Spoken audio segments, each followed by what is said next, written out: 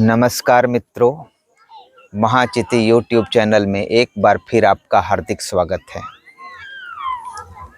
विश्व प्रसिद्ध नालंदा महाविहार के भग्नावशेष प्रांगण के एक स्थान पर मैं बैठा हूँ और कम से कम 1500 साल पुराने विश्वविद्यालय को, जो अब धूलिसात हो चुका है और उसका खंडहर मौजूद है, को महसूस करने का प्रयास कर रहा हूँ। कहते हैं कि गुप्त सम्राट कुमारगुप्त प्रथम ने इसे स्थापित किया था और अपने चरमोत्कर्ष पर जब यह था तो इसमें 10,000 विद्यार्थी और 1,500 से 2,000 शिक्षक रहते थे और यह पूरी तरह आवासीय परिसर था। नालंदा शब्द की व्युत्पत्ति को लेकर कई अनुश्रुतियां मिलती हैं। एक तो नालंद, नालंदा, नाल, नालक, नालकग्राम, इस तरह से इसके कई नाम विभिन्न उल्लेखों में मिलते हैं।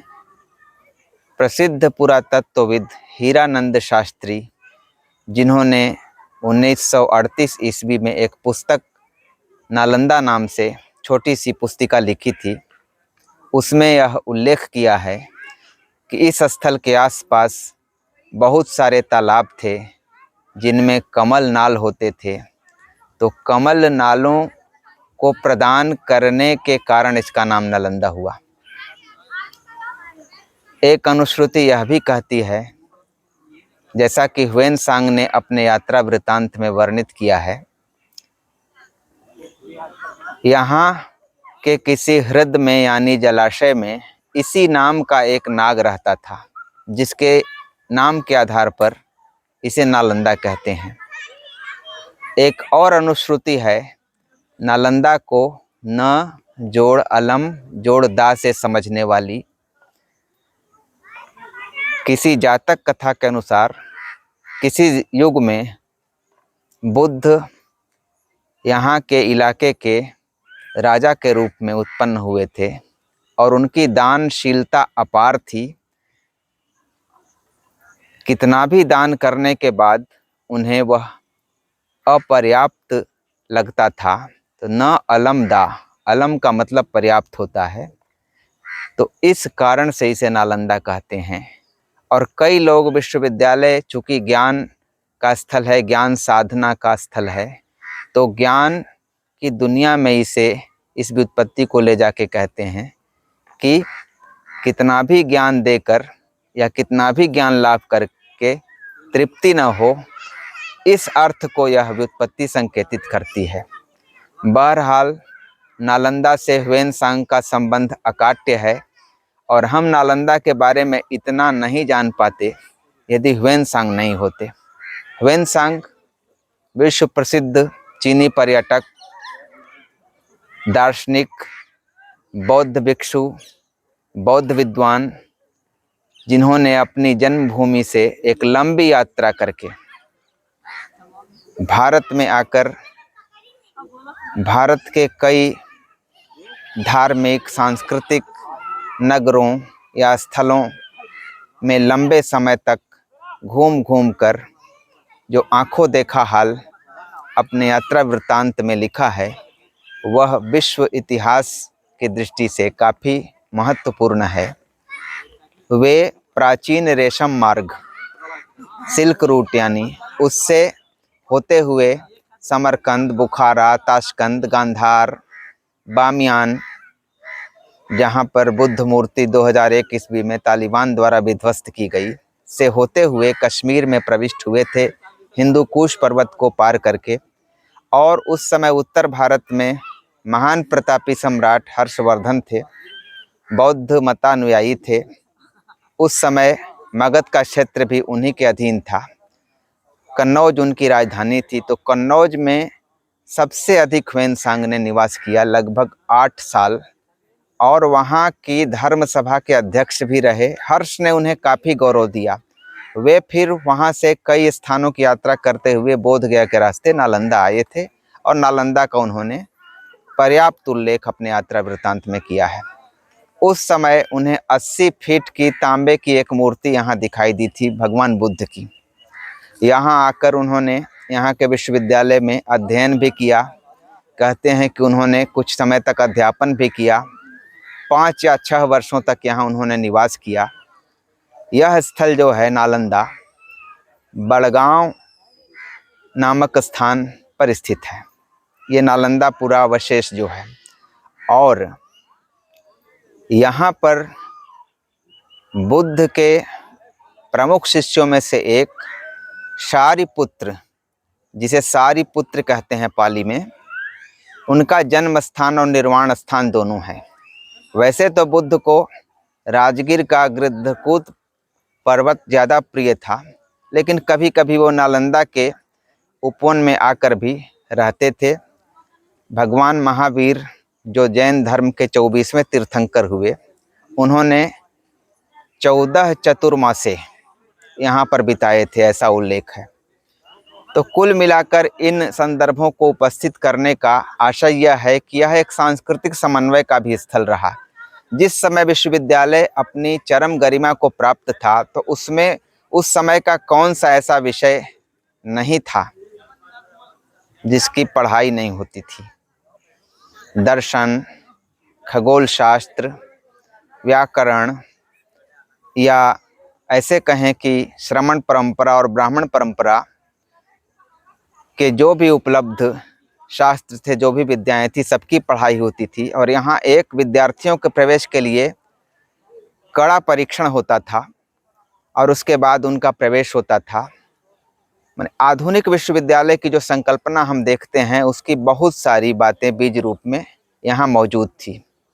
नालंदा महाविहार का गौरव हर्ष के काल में, वैसे एक बात बताना चाहूँगा कि गुप्त सम्राट कुमार गुप्त प्रथम द्वारा इसे स्थापित कहा जाता है। तो हर्ष के समय में भी इसका गौरव काफ़ी हद तक कायम रहा। कई ग्रामों की संपत्ति इन्होंने नालंदा विश्वविद्यालय को समर्पित कर रखी थी। उनकी जो आय होती थी इस विश्वविद्यालय को जाती थी।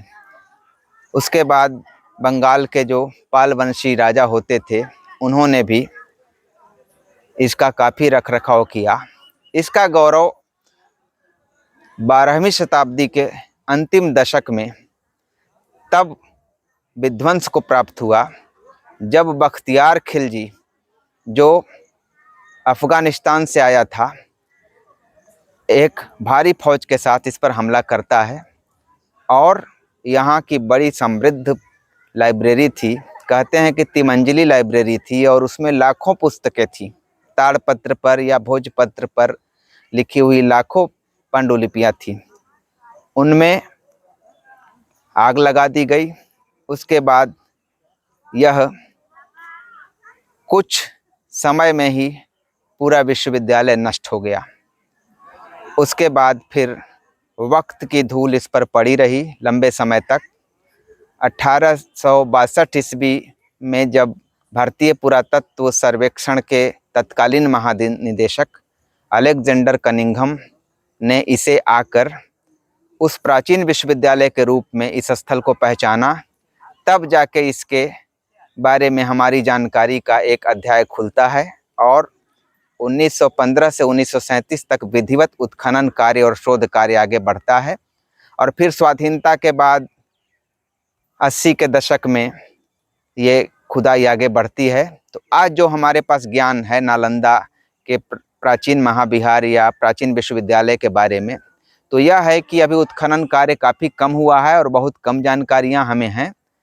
लेकिन ह्वेनसांग यहाँ से काफ़ी अभिभूत थे, और जब वे चीन लौटे तो यहाँ से बहुत सारी पांडुलिपियों की प्रतिलिपि तैयार करके लौटे। और जिंदगी उनकी जो बाकी ज़िंदगी थी, लगभग 62 साल वे जिए, तो उनकी जो बाकी ज़िंदगी थी वह उन ग्रंथों का अनुवाद करते हुए कटी। तो ह्वेनसांग के उल्लेख करने का यहाँ एक खास संदर्भ यह भी है कि आज भारत और चीन का रिश्ता बहुत ही विकट स्थिति में है, और चीन अपनी साम्राज्यवादी भूख के तहत भारत के एक एक हिस्से पर गिद्ध दृष्टि डाले हुए है। और कहाँ ह्वेनसांग, जो भारत को एक विश्व गुरु के रूप में ले रहे हैं। और तब कदाचित भारत विश्व गुरुता को प्राप्त भी था, क्योंकि दिनकर के शब्दों में कहें तो री कपिल वस्तु कह बुद्ध देव के वे मंगल उपदेश कहाँ, तिब्बत ईरान जापान चीन तक गए हुए संदेश कहाँ। ये वो स्थल था जहाँ की विभिन्न देशों से लोग आकर यहाँ अध्ययन करते थे और योग्य होने पर यहाँ के अध्यापन में भी योगदान करते थे। तो उस समय विश्व गुरु शब्द तो किसी हद तक सार्थक भी था, लेकिन आज जो राजनीतिक संदर्भों में विश्व गुरु शब्द हम आए दिन सुनते हैं, वह एक लफाजी के सिवा कुछ नहीं है। हमें उस पुराने गौरव को याद रखना और उस दिशा में किसी मात्रा में उसे हासिल करने की ओर बढ़ना चाहिए। यह स्थल हमें प्रेरणा देता है और विश्व गुरुता के लफाजी से हम बचें, क्योंकि हमारे पास दुनिया के बहुत सारे देशों के जो समृद्ध विश्वविद्यालय हैं, उनका शिष्य बनने तक की क्षमता नहीं है, हम विश्व गुरु क्या होंगे। तो आज के वीडियो में इतना ही। जल्द ही किसी नए विषय पर कोई नया वीडियो लेकर मैं आपके समक्ष उपस्थित होऊंगा। तब तक के लिए नमस्कार। और आपसे आग्रह है कि अगर यह वीडियो आपको पसंद आ रहा है तो उसे लाइक करें, उसे शेयर करें, इस चैनल को सब्सक्राइब करें। और यदि अगर यह पसंद नहीं आता है किसी मात्रा में तो सुझाव दें कि इसे और कैसे बेहतर बनाया जाए। और पूरी तरह यह निरर्थक लगता है तो इसे डिसलाइक भी करें। धन्यवाद।